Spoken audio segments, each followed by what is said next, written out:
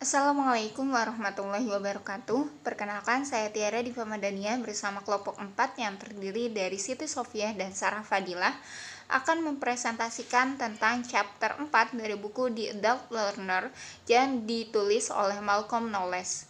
Pada chapter 4 ini membahas tentang teori pendidikan orang dewasa yang disebut dengan andragogi. Sebelum lebih jauh membahas tentang andragogi, lebih dahulu kita melihat rekam jejak bagaimana akhirnya teori andragogi ini muncul. Bila kita perhatikan, sampai dengan belakangan ini masih terdapat sedikit pemikiran, penelitian, ataupun tulisan yang memuat tentang pembelajaran orang dewasa. Hal ini menjadi satu fakta yang mengherankan, karena apabila kita melihat lebih jauh ke belakang, bagaimana guru-guru besar terdahulu seperti Confucius, Lao Tse dari Cina, atau Plato dari Yunani kuno, mereka ini adalah guru yang mengajar orang dewasa, bukan anak-anak. Karena pengalaman mereka adalah bersama orang dewasa, maka mereka mengembangkan konsep pendidikan atau konsep belajar mengajar yang sangat berbeda dari konsep yang hari ini mendominasi pendidikan formal. Guru-guru terkemuka tersebut menjadikan pembelajaran sebagai proses penyelidikan mental, bukan penerimaan atau penularan materi yang sifatnya pasif. Oleh sebab itu mereka menemukan teknik untuk menarik pembelajar dalam menyelidiki yang hari ini kita kenal juga sebagai model pembelajaran inquiry yang akan kita bahas pada bagian berikutnya.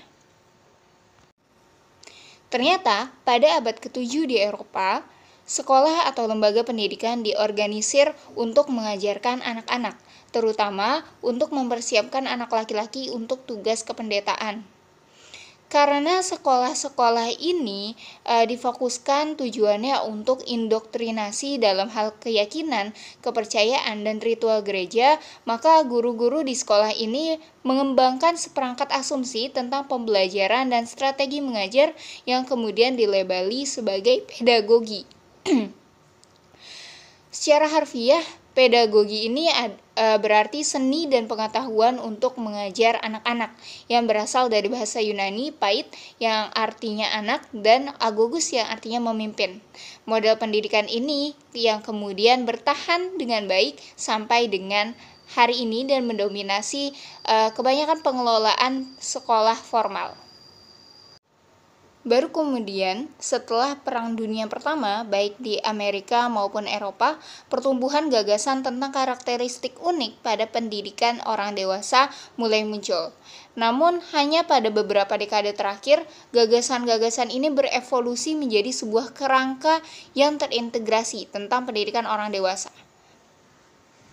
Yang kemudian, teori ini pun disebut sebagai andragogi.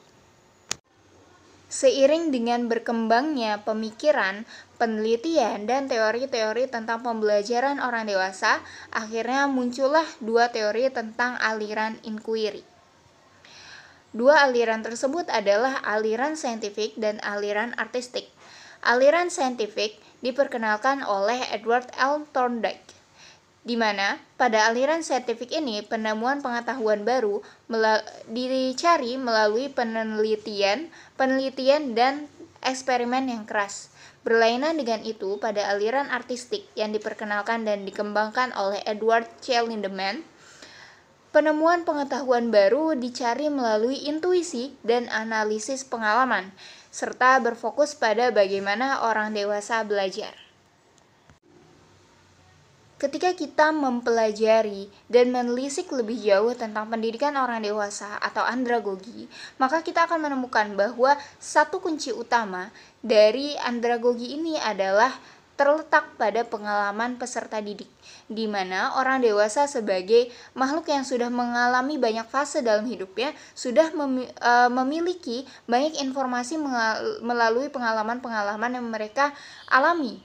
Sehingga pengalaman-pengalaman inilah yang nantinya akan menjadi dasar, landasan, dan pendukung dalam proses pembelajaran orang dewasa.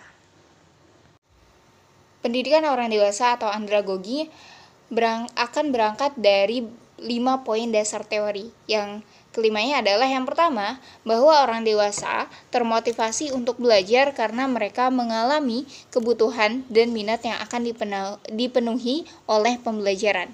Yang kedua, bahwa orientasi belajar orang dewasa berpusat pada kehidupan. Yang ketiga, bahwa pengalaman adalah sumber daya paling besar dalam pembelajaran orang dewasa. Yang keempat, bahwa orang dewasa memiliki kebutuhan yang mendalam untuk mengarahkan dirinya. Yang kelima, bahwa perbedaan individu antara orang-orang meningkat seiring dengan usia. Kelima dasar teori ini saling berkaitan antara satu sama lain.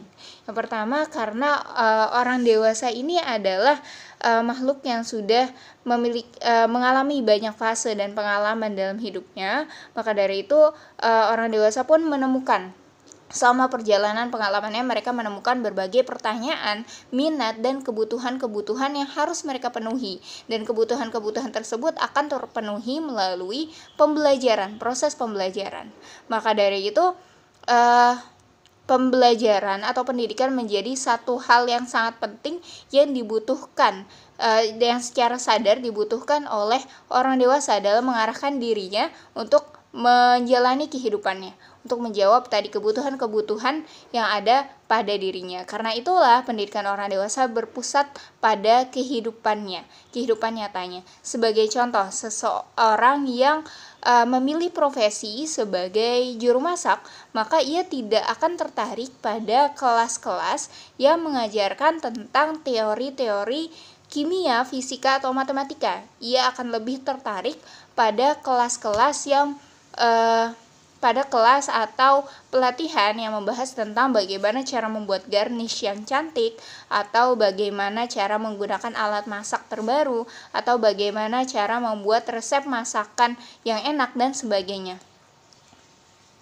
Kemudian pengalaman orang dewasa yang sudah banyak tersebut yang nantinya akan menjadi sumber daya terbesar dalam mendukung proses pembelajaran tersebut.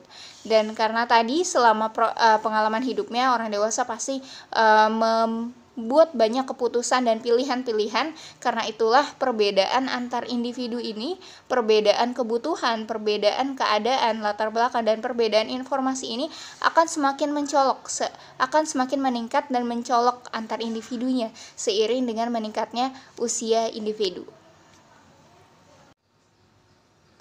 Model pendidikan andragogi berangkat dari 6 asumsi. Yang pertama yaitu tentang kebutuhan untuk mengetahui, bahwa orang dewasa perlu untuk tahu mengapa mereka perlu mempelajari sesuatu sebelum mengambil bagian untuk mempelajarinya.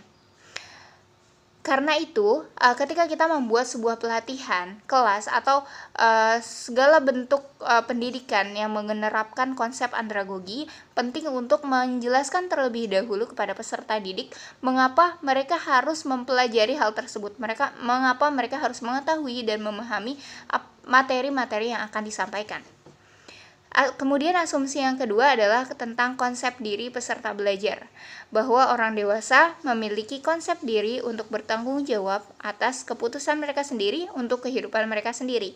Karena itu pada andragogi sudah tidak relevan lagi dengan model-model penyampaian yang sifatnya indoktrinasi atau dengan peraturan-peraturan yang kaku sebagaimana yang sering diterapkan pada pedagogi. Kemudian asumsi yang ketiga adalah tentang peran dari pengalaman siswa, bahwa orang dewasa masuk ke dalam kegiatan pendidikan dengan membawa kapasitas diri yang lebih besar dan kualitas pengalaman yang berbeda dengan anak-anak. Karena itu pengalaman inilah yang nanti akan menjadi sumber daya paling besar untuk dalam mendukung proses pembelajaran. Yang keempat, asumsi keempat adalah tentang kesiapan belajar, bahwa orang dewasa menjadi siap untuk mempelajari hal-hal yang perlu mereka ketahui dan dapat diketahui untuk mengatasi situasi kehidupan nyata mereka secara efektif. Jadi orang dewasa secara sadar mereka sudah lebih siap untuk belajar selama pendidikan tersebut atau pembelajaran tersebut adalah pembelajaran yang relevan dengan kebutuhan mereka di kehidupan nyata.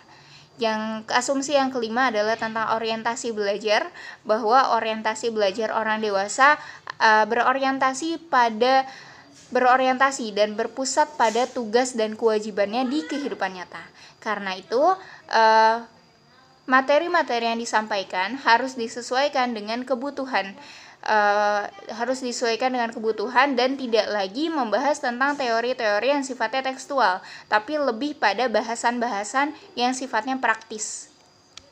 Kemudian asumsi keenam adalah tentang motivasi, bahwa orang dewasa masih bereaksi terhadap beberapa motivasi eksternal seperti gaji, promosi, dan sebagainya. Namun, motivasi yang paling kuat adalah pada tekanan internal individu itu sendiri atau pada motivasi internal dari diri peserta didik itu sendiri.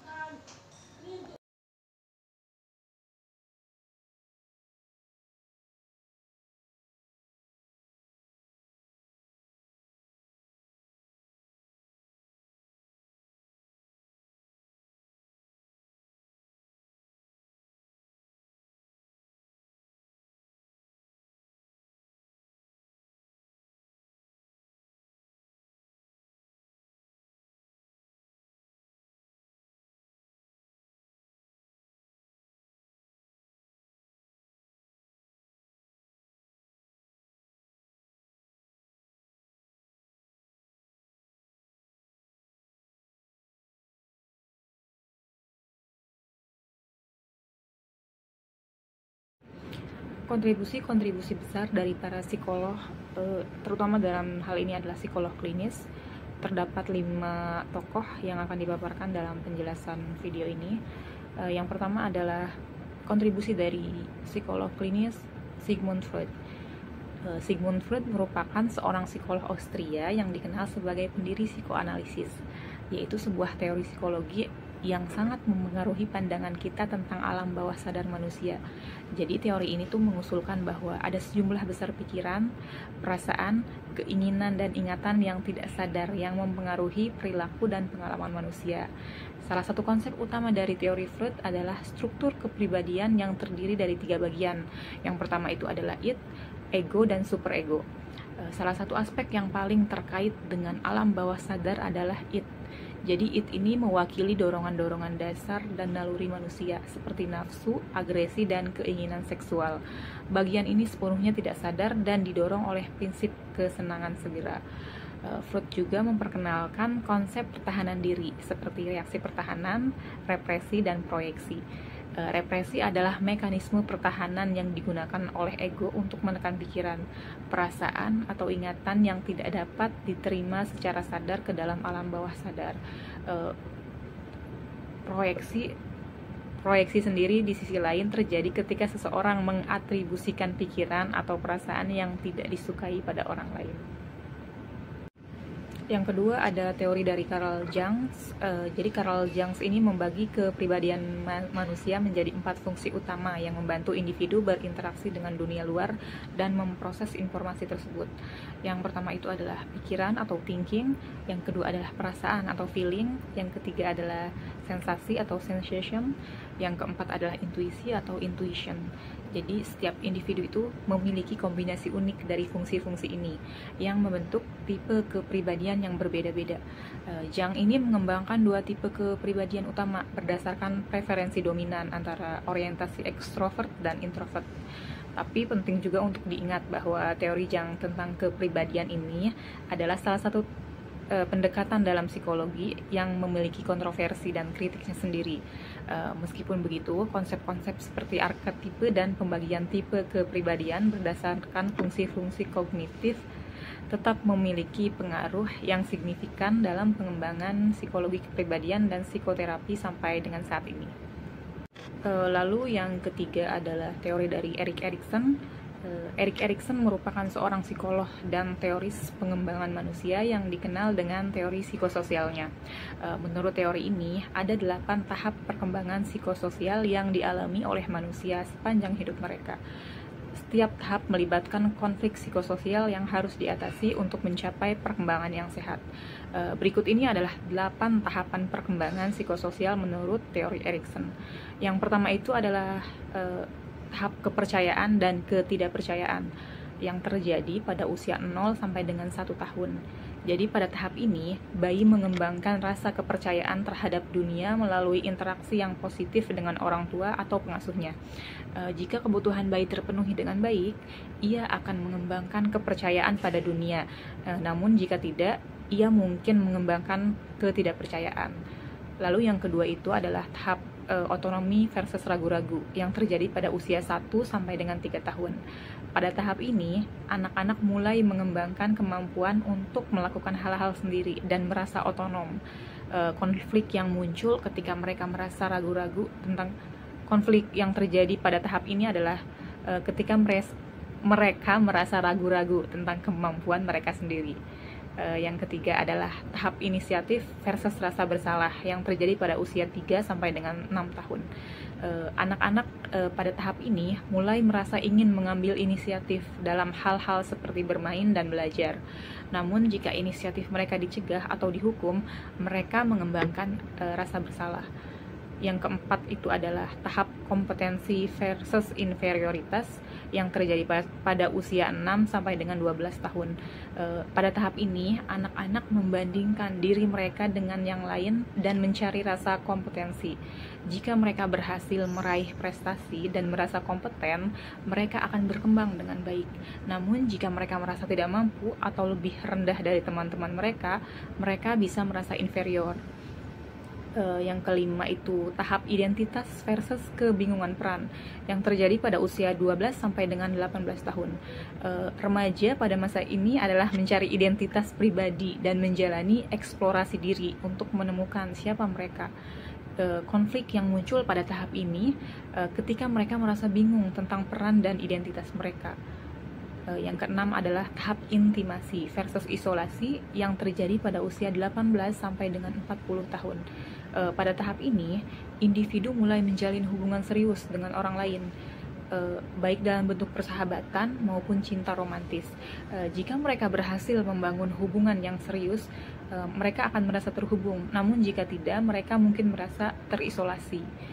Pada tahap yang ketujuh, yaitu generativitas versus stagnasi yang terjadi pada usia 40 sampai dengan 65 tahun.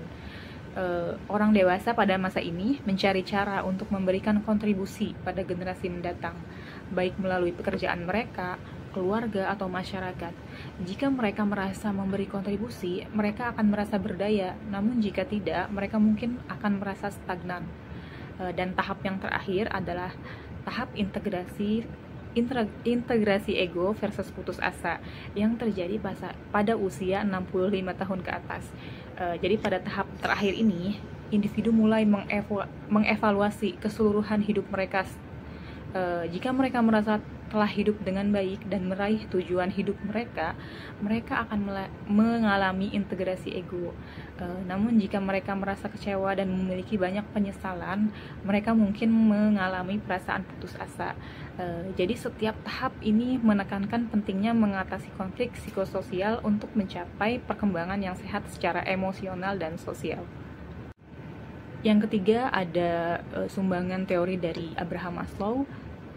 Abraham Maslow sendiri adalah seorang psikolog yang dikenal karena kontribusinya dalam bidang psikososial, humanistik, dan teori hierarki kebutuhan. Teorinya tentang hierarki kebutuhan yang dikenal sebagai piramida kebutuhan Maslow menyatakan bahwa individu memiliki serangkaian kebutuhan hierarkis yang harus dipenuhi secara berurutan untuk mencapai potensi penuh mereka. Dalam piramida kebutuhan Maslow, tingkat keselamatan ini terletak di atas kebutuhan fisiologis seperti makanan, air, atau istirahat, dan di bawah kebutuhan sosial seperti hubungan sosial dan afiliasi. Jadi kebutuhan keselamatan meliputi aspek-aspek seperti perlindungan dari bahaya fisik dan emosional, stabilitas finansial, pekerjaan yang aman, dan lingkungan yang mendukung. Jadi peran keselamatan dalam konsep Maslow ini adalah untuk memberikan dasar yang stabil dan aman bagi individu agar mereka dapat merasa nyaman dan fokus pada pengembangan diri lebih lanjut. Jika kebutuhan keselamatan tidak terpenuhi, individu mungkin akan mengalami stres, kecemasan, dan ketidakstabilan yang dapat menghalangi mereka dari mencapai tingkat potensi lebih tinggi dalam hierarki kebutuhan. Dalam kehidupan sehari-hari, upaya untuk memenuhi kebutuhan keselamatan ini bisa meliputi memiliki tempat tinggal yang aman, menghindari situasi berbahaya, memiliki pekerjaan yang stabil, memiliki jaringan sosial yang mendukung, dan mengelola risiko secara efektif. Dalam konteks pekerjaan dan organisasi, memberikan lingkungan yang aman dan mendukung termasuk perlindungan terhadap ancaman fisik dan psikologis. Juga menjadi penting untuk memfasilitasi kesejahteraan dan produktivitas karyawan. Jadi peran keselamatan dalam konsep Maslow adalah untuk membentuk dasar yang kokoh bagi individu guna membangun kesejahteraan mereka dan mencapai potensi penuh dalam tingkatan kebutuhan yang lebih tinggi dalam hierarki. Yang terakhir adalah teori dari Carl Rogers. Jadi Rogers ini adalah seorang psikolog dan pendiri pendekatan terapi yang dikenal sebagai terapi pemusatan pada klien atau terapi pemusatan pada pribadi. Beliau mengembangkan beberapa hipotesis dasar yang menjadi dasar pendekatan terapinya.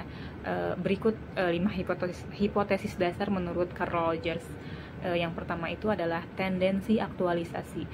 Manusia memiliki dorongan alami untuk mencapai potensi penuh mereka dan berkembang menjadi individu yang lebih baik. Menurut Rogers, ini mencakup pengembangan bakat, kemampuan, dan potensi yang tersembunyi. Yang kedua adalah konsep diri. Rogers percaya bahwa setiap individu memiliki gambaran mental tentang diri mereka sendiri yang disebut sebagai konsep diri. Konsep diri ini mencakup bagaimana seseorang melihat dirinya sendiri, termasuk aspek-aspek fisik, sosial, emosional, dan intelektual mereka. Yang ketiga adalah ketidakpenuhan. Jadi manusia menurut Rogers selalu merasa kurang puas dan tidak sepenuhnya puas dengan diri mereka sendiri. Mereka selalu mencari cara dan pengalaman positif yang menguatkan konsep diri positif mereka. Yang keempat adalah empati. Jadi empati ini adalah kemampuan untuk memahami dan merasakan pengalaman dan perasaan klien dari sudut pandang mereka sendiri. Terus yang terakhir hipotesis kongruensi. Jadi kongruensi ini terjadi ketika individu memiliki konsistensi antara pengalaman pribadi mereka, konsep diri, dan interaksi sosial.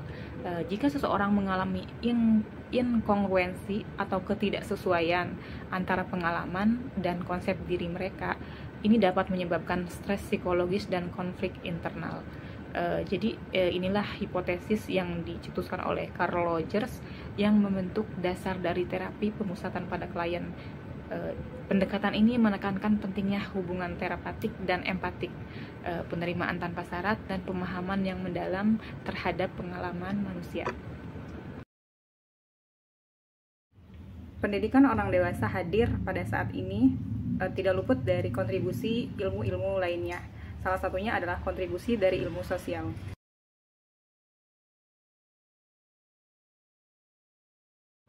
Di antara banyaknya teori mengenai perkembangan manusia, teori populer salah satunya adalah yang dipaparkan oleh Erikson mengenai 8 tahapan perkembangan pada manusia. Yang pertama adalah kepercayaan dan ketidakpercayaan.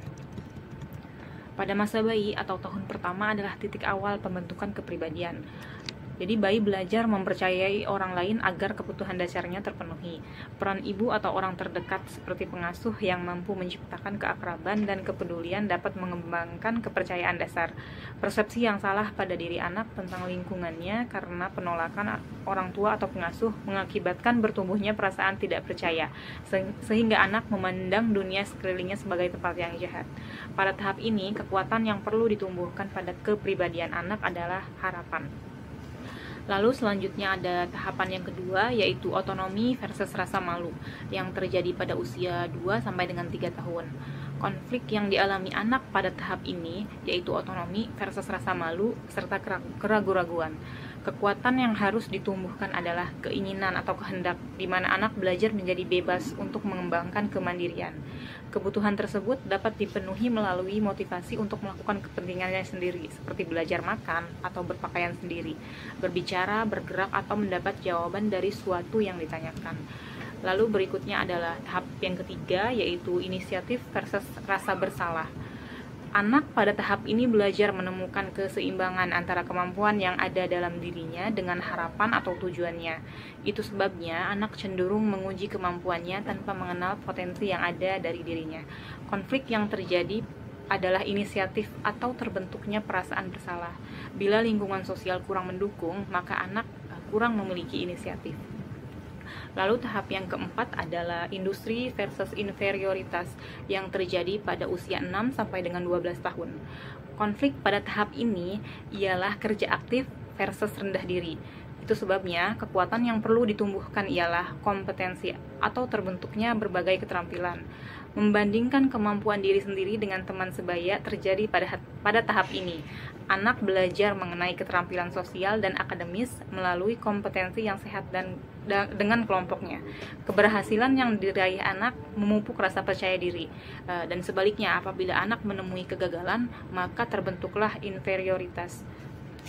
Yang kelima yaitu tahap masa pubertas dan remaja yang terjadi pada usia 12 sampai dengan 20 tahun.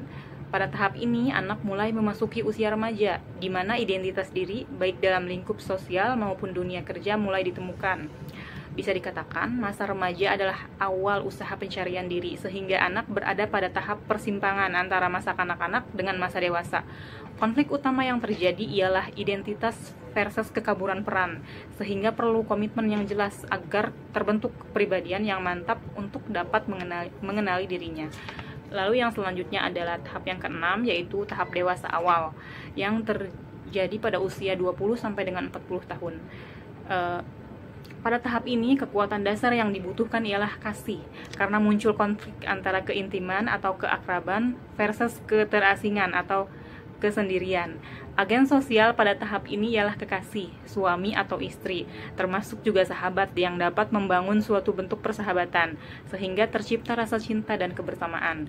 Bila kebutuhan ini tidak dipenuhi, maka muncullah perasaan kesepian atau kesendirian dan tidak berharga. Lalu yang ketujuh adalah tahap dewasa awal, yaitu yang terjadi pada usia 40 sampai dengan 65 tahun. Dalam masa ini, seseorang telah menjadi dewasa pada tahap ini, sehingga dihadapkan kepada tugas utama untuk menjadi produktif dalam bidang pekerjaannya, serta tuntutan untuk berhasil mendidik keluarga serta melatih generasi penerus. Konflik utama pada tahap ini ialah generativitas versus stagnasi, sehingga kekuatan dasar yang penting untuk ditumbuhkan ialah kepedulian. Kegagalan pada masa ini menyebabkan stagnasi atau keterhambatan dalam perkembangan. Lalu yang terakhir adalah tahap integrity versus despair, yaitu antara usia 65 sampai dengan kematian. Jadi pribadi yang sudah memasuki usia lanjut ini mulai mengalami penurunan fungsi-fungsi kesehatannya. Begitu juga pengalaman masa lalu, baik keberhasilan atau kegagalan menjadi perhatiannya, sehingga kebutuhannya adalah untuk dihargai. Konflik utama pada tahap ini ialah integritas ego versus keputusasaan, dengan kekuatan utama yang perlu dibentuk ialah pemunculan hikmat atau kebijaksanaan. Fungsi pengalaman hidup, terutama yang bersifat sosial, memberi makna tentang kehidupan yang dijalaninya.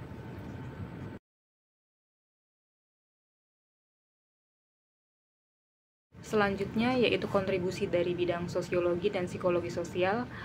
Berikut ini sumbangan sosiologi dan psikologi klinis. Disiplin ilmu sosiologi dan psikologi sosial telah menyumbangkan banyak pengetahuan baru tentang perilaku kelompok dan sistem sosial yang lebih besar, termasuk kekuatan-kekuatan yang memfasilitasi atau menghambat pembelajaran dan perubahan, dan mengenai pengaruh lingkungan seperti budaya, ras, karakteristik penduduk, dan kepadatan penduduk terhadap pembelajaran. Hal ini pula yang ditarik ke dalam konsep pembelajaran orang dewasa.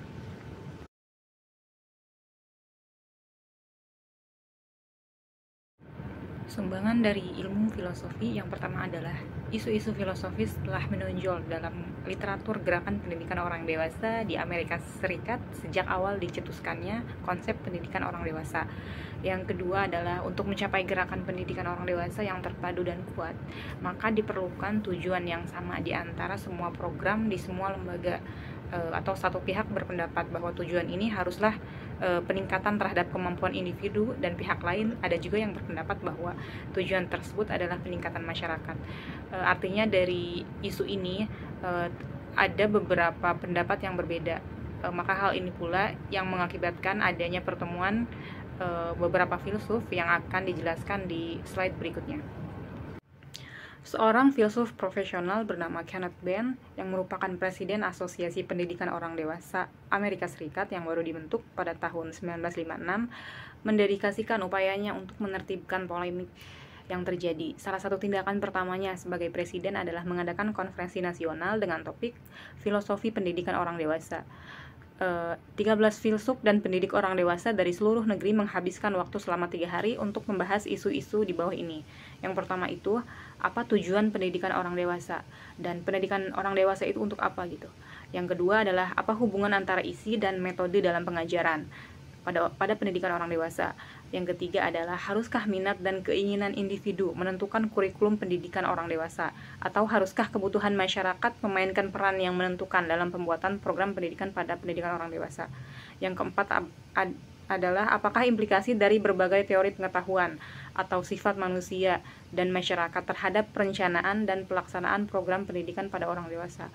Dari konferensi ini menimbulkan penjelasan-penjelasan yang berkelanjutan mengenai isu filosofis dalam pendidikan orang dewasa.